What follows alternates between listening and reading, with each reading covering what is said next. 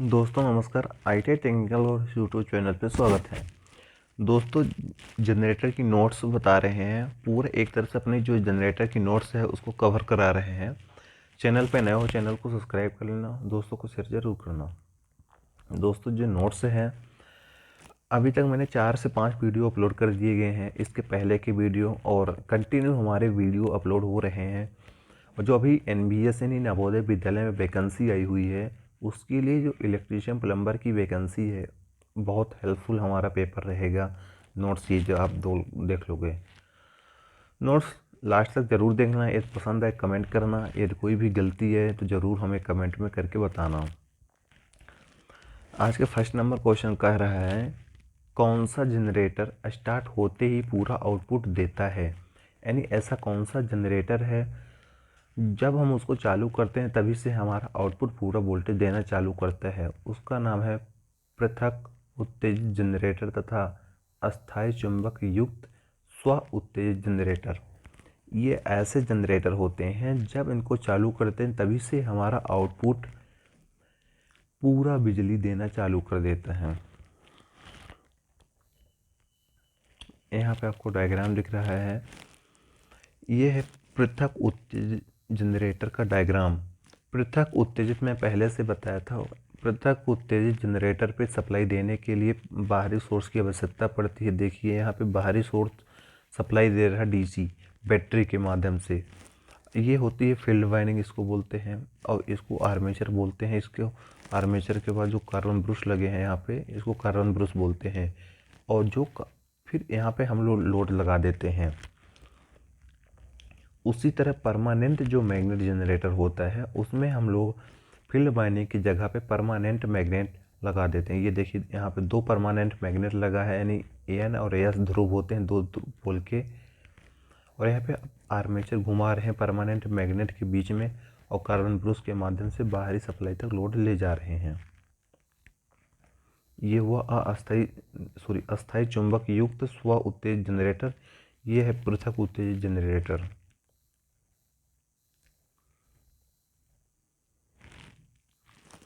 फिर इसके बाद आप लोग देख लीजिए, यहाँ पे सेल्फ एक्साइटेड DC जनरेटर दिख रहा है। सेल्फ एक्साइटेड DC जनरेटर में फील्ड वाइंडिंग को बाहरी स्रोत यानी बाहरी से सप्लाई देने की कोई आवश्यकता नहीं होती। यहाँ पे ये देख लीजिए, फील्ड वाइंडिंग दिख रही है, आर्मेचर दिख रहा है, और यहाँ पे हम लोग लोड लगा देंगे। आते हैं स्व उत्तेजित के बारे में जानते हैं।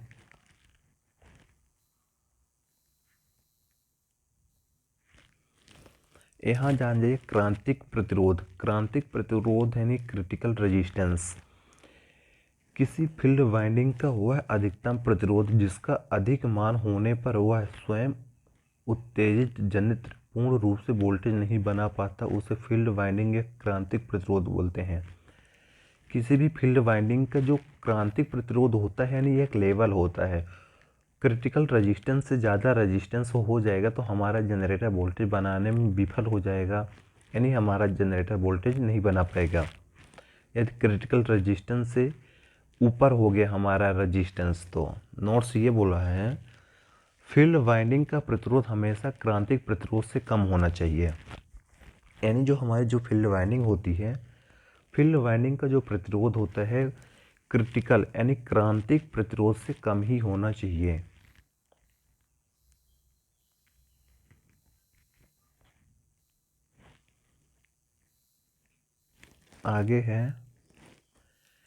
आगे नोट बोल रहा है, फील्ड वाइंडिंग का प्रतिरोध क्रांतिक प्रतिरोध से अधिक होने पर फील्ड वाइंडिंग संतृप्त अवस्था में फ्लक्स नहीं बना पाती।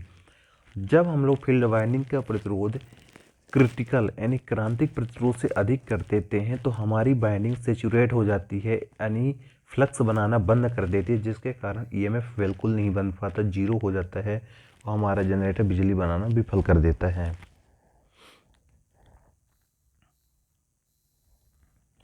आगे है स्व उत्तेजित जनरेटर की शर्तें।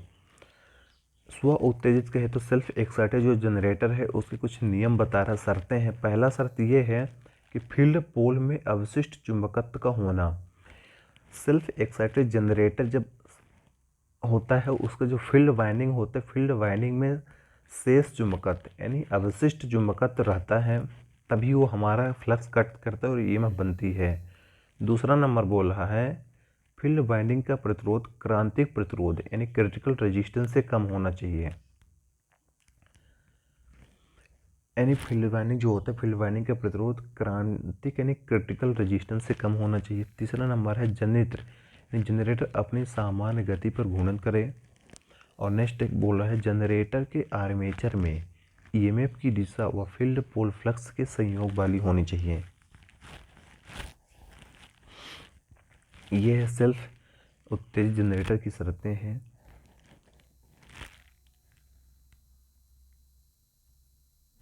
यहाँ पर कोई डिफरेंस दिखा रहा है। डिफरेंस ये है बाइंडिंग, जैसे बाइंडिंग है, प्रतीक है, प्रतिरोध है, संयोजन है, कैसे बनाई जाती है। फील्ड वाइंडिंग, फील्ड वाइंडिंग का प्रतीक दिखाएगा और सारा चीज़। जैसे संट बाइंडिंग, संट बाइंडिंग का प्रतीक E1 और E2 से प्रदर्शित करते हैं। संट वाइंडिंग के E1 और E2 से प्रदर्शित करते हैं। संट वाइंडिंग का प्रतिरोध सबसे ज़्यादा होता है और कनेक्शन जो होता है आर्मेचर के साथ पैरेलल में होता है। संट वाइंडिंग का हमेशा आर्मेचर के पैरेलल पे लगाते हैं और पतली तार अधिक टर्न से बनाए जाते हैं हमारे संट बाइंडिंग। जो सीरीज बाइंडिंग होती है, सीरीज बाइंडिंग को D1 D2 से व्यक्त करते हैं और आर्मेचर से थोड़ा अधिक या 1 ओम से अधिक उसका प्रतिरोध होता है।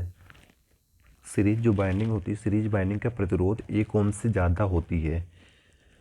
और कनेक्शन जो होता है तो आर्मेचर के सीरीज पे ही लगाई जाती है सीरीज बाइंडिंग, और मोटे तार कम टर्न की बनाई जाती है सीरीज बाइंडिंग को।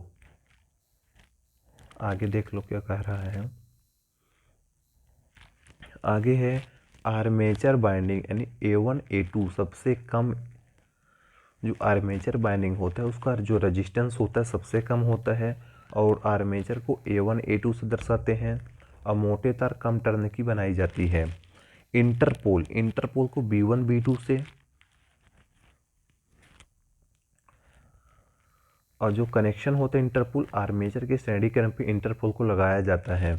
और कंपनसेटिंग जो बाइंडिंग होती है, कंपनसेटिंग बाइंडिंग को C1 C2 से, और कंपनसेटिंग बाइंडिंग भी आर्मेचर के श्रेणी क्रम पे लगाया जाता है, मोटे तार कम टर्न की होती है। तो ये कुछ डिफरेंस था सभी जनरेटरों का। अब यहाँ पे आ जाते हैं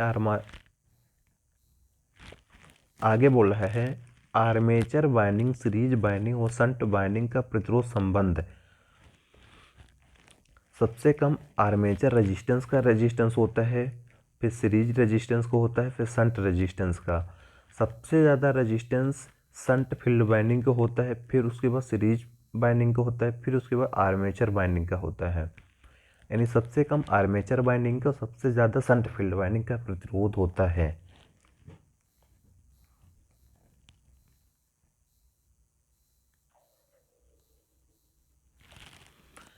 नेक्स्ट है डीसी सीरीज जनरेटर। वह जनरेटर जिसकी फील्ड वाइंडिंग आर्मेचर के साथ श्रेणी क्रम में जुड़ी हो उसे श्रेणी सीरीज जनरेटर कहलाता है। अब सीरीज जनरेटर की परिभाषा देख लीजिए। जनरेटर, सीरीज जनरेटर ये कह रहा है वह जनरेटर जिसकी फील्ड वाइंडिंग आर्मेचर के साथ श्रेणी क्रम पे जुड़ी हो उसे श्रेणी जनरेटर या सीरीज जनरेटर कहते हैं।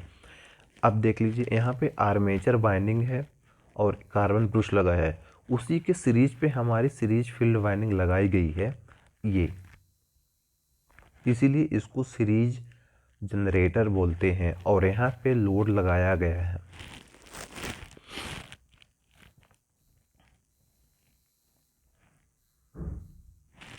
आगे देखिए कह रहा है डीसी सीरीज जनरेटर में फील्ड बाइंडिंग तथा आर्मेचर बाइंडिंग जुड़ी होती श्रेणी क्रम में। यानी जो डीसी सीरीज जनरेटर होता है उसमें आर्मेचर और सीरीज फील्ड बाइंडिंग दोनों आपस में श्रेणी क्रम पे जुड़े होते हैं। नेक्स्ट कह रहा है डीसी सीरीज जनरेटर की फील्ड वाइंडिंग को बनाया जाता है। जो डीसी सीरीज जनरेटर होता है उसकी जो फील्ड वाइंडिंग होती है मोटे तार व कम टर्न की बनाई जाती है डीसी सीरीज जनरेटर की। नेक्स्ट है डीसी सीरीज जनरेटर की फील्ड वाइंडिंग को मोटे तार व कम टर्न की क्यों बनाई जाती है। अब यहाँ पे अपना मेन उद्देश्य ये आ गया कि जो डीसी जनरेटर है उसकी जो बाइंडिंग होती है तो मोटे तार कम टर्न की क्यों बनाते हैं? क्योंकि लोड धारा को सहन करने के लिए सीरीज जो बाइंडिंग होती है, जो आर्मेचर पे करंट जाती है, आर्मेचर के द्वारा जो करंट फ्लो होती है उसको ताकि सह ले, इसलिए मोटे तार कम टर्न के बनाए जाते हैं।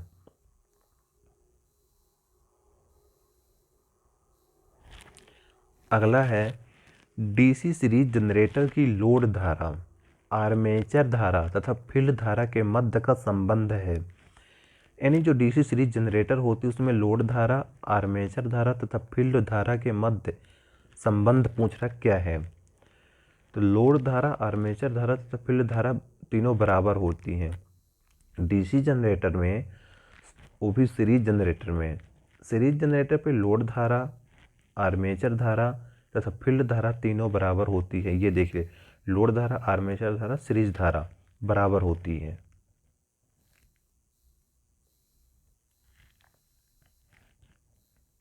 अगला क्वेश्चन है डीसी सीरीज जनरेटर पे लोड धारा ज्ञात करने का समीकरण।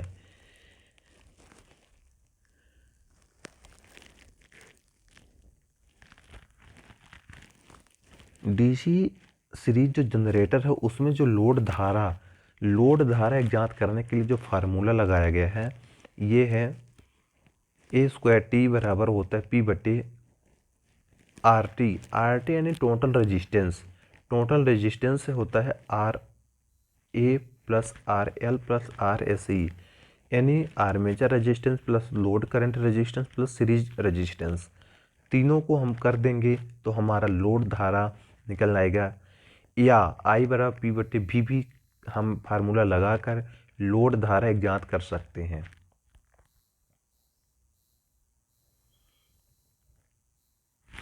नेक्स्ट है डीसी सीरीज जनरेटर को हमेशा चलाना चाहिए। जो डीसी सीरीज जनरेटर है उसको हमेशा लोड के साथ चलाना चाहिए। दोस्तों यदि हमारी नोट्स अच्छी लगे तो कमेंट ज़रूर कर देना, यदि कहीं मैंने गलत लिख के रखा हो तो ज़रूर बताना, उसको सुधार देंगे।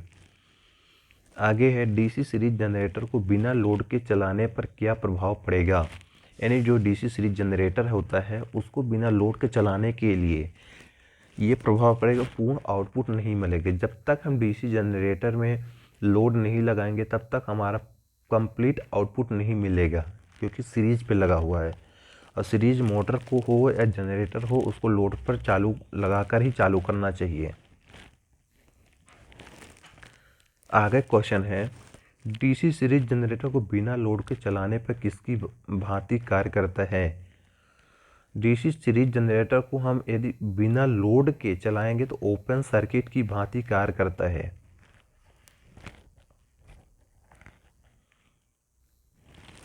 अगला क्वेश्चन है डीसी सीरीज जनरेटर पर लोड का मान शून्य होने पर धारा तथा ईएमएफ पर क्या प्रभाव पड़ेगा। यानी जो डीसी सीरीज जनरेटर है उसमें जो लोड का मान शून्य होने पर धारा यानी करंट तथा ईएमएफ पर क्या प्रभाव पड़ता है। धारा का मान शून्य होगा तथा ईएमएफ का मान बहुत कम या ना के बराबर होगा।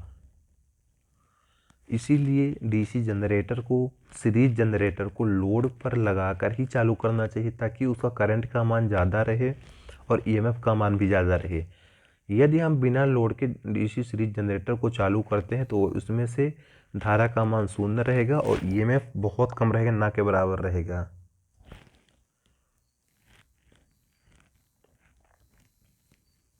नेक्स्ट है आगे ये कह रहा है डीसी सीरीज जनरेटर की चालू अवस्था में फील्ड बाइंडिंग ओपन सर्किट हो जाए तो क्या प्रभाव पड़ता है। यानी डीसी सीरीज जनरेटर है, सीरीज जनरेटर की जब चल रहा है यदि फील्ड बाइंडिंग ओपन यानी खुल जाती है तो क्या इफ़ेक्ट होते हैं। पहला नंबर ये है जनरेटर बंद हो जाएगा। दूसरा नंबर ये है जनरेटर अत्यधिक गति पर घूमेगा। तीसरा नंबर ये है जनरेटर अत्यधिक आउटपुट देगा। चौथा ये है जनरेटर आउटपुट नहीं देगा। इसका जो राइट आंसर होगा डी नंबर होगा, यानी हमारा जनरेटर है आउटपुट नहीं देगा। क्यों? क्योंकि उस आर्मेचर के सीरीज में ही सीरीज बाइंडिंग लगाई जाती है। यदि सीरीज बाइंडिंग ओपन हो जाती है तो हमारा जनरेटर ईएमएफ बनाना बिल्कुल नहीं बनाएगा, आउटपुट ही नहीं देगा। नेक्स्ट का है क्वेश्चन, डीसी सीरीज जनरेटर में वोल्टेज नियंत्रण के लिए डाइवर्टर यानी रियोस्टेट को फील्ड वाइंडिंग के साथ कौन से क्रम में जोड़ा जाता है? पैरेलल पे। यानी डीसी सीरीज जनरेटर होता है, उसमें एक रियोस्टेट होता है यानी डाइवर्टर, वोल्टेज को कंट्रोल करने के लिए डाइवर्टर का यूज करते हैं। उस डाइवर्टर को जो हमारी सीरीज फील्ड वाइंडिंग होते हैं उसके साथ हम पैरेलल पे जोड़ते हैं उसको। अगला नंबर है, डीसी सीरीज जनरेटर का उपयोग कहाँ किया जाता है? यानी जो डीसी सीरीज जनरेटर होता है उसको हम डीसी परेशान लाइनों में हुए वोल्टेज ड्रॉप को पूरा करने के लिए बूस्टर जनरेटर के रूप में करते हैं।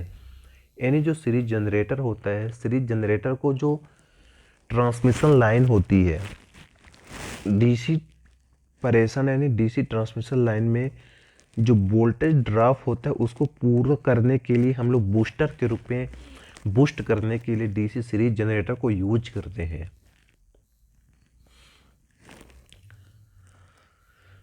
ये फार्मूला है डीसी सीरीज जनरेटर की टर्मिनल वोल्टेज तथा प्रेरित ईएमएफ का मान ज्ञात करने का समीकरण।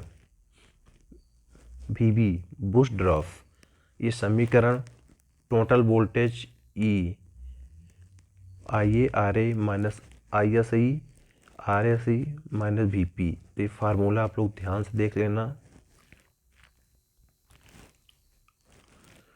अब यहाँ पर देख लीजिए नोट, प्रेरित ईएमएफ का मान टर्मिनल वोल्टेज के मान से अधिक होता है। जो सीरीज जनरेटर होता है जो ईएमएफ उत्पन्न करता है, जहाँ पे उत्पन्न करता है वहाँ पे वोल्टेज का मान अधिक होता है टर्मिनल की अपेक्षा। यानी जो टर्मिनल होता है टर्मिनल की अपेक्षा जनरेटेड जहाँ पे ईएमएफ उत्पन्न होता है वहाँ पे उसका मान ज़्यादा होता है, वहाँ जाते जाते घट जाता है। सेकंड नंबर बोल रहा है, एक डीसी सीरीज जनरेटर पे कुल प्रेरित विद्युत वाहक बल, यहाँ पे फार्मूला दिया है और न्यूमेरिकल निकालने के लिए दिया है, 230 वोल्ट है। यदि आर्मेचर वोल्टेज ड्रॉप का मान 3 वोल्ट है तथा series field binding voltage drop का मान 6 वोल्ट है, जबकि बुश की सप्लाई वोल्टेज ड्रॉप आईवी है, तो टर्मिनल वोल्टेज का मान क्या है? यहाँ पे आपको टर्मिनल वोल्टेज निकाल के बताना है टर्मिनल वोल्टेज क्या होगी। टर्मिनल वोल्टेज निकालने के लिए आपको फार्मूला भी दिखा देते हैं। टर्मिनल वोल्टेज निकालने के लिए इस फार्मूला को लगाकर आप आसानी से टर्मिनल वोल्टेज निकाल सकते हो।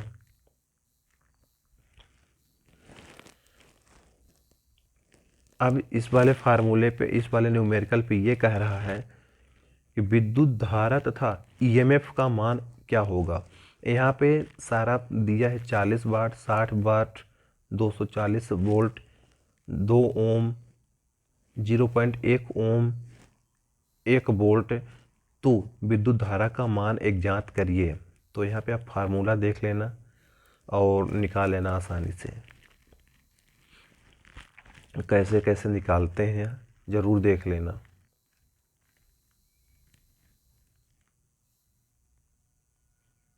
डीसी शंट जनरेटर जो है, डीसी शंट जनरेटर को अगले वाले वीडियो में बताएंगे। इस वाले वीडियो में ओनली सीरीज जनरेटर का डिस्कशन रहेगा और सीरीज जनरेटर के बारे में ही बताया जाएगा।